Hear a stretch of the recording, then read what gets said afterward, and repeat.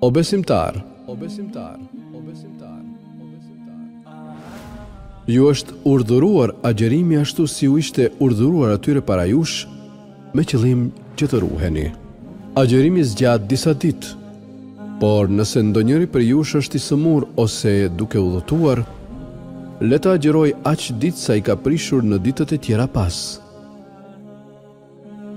Ata që kanë vështirësi për të agjeruar, duhet të ushqejnë si shpërblim nga një të varfër për çdo ditë agjerimi. E nëse ndonjëri jep më shumë se kaq, kjo është edhe më mirë për të, por agjerimi juaj është më i dobishëm në qoftë se e kuptoni.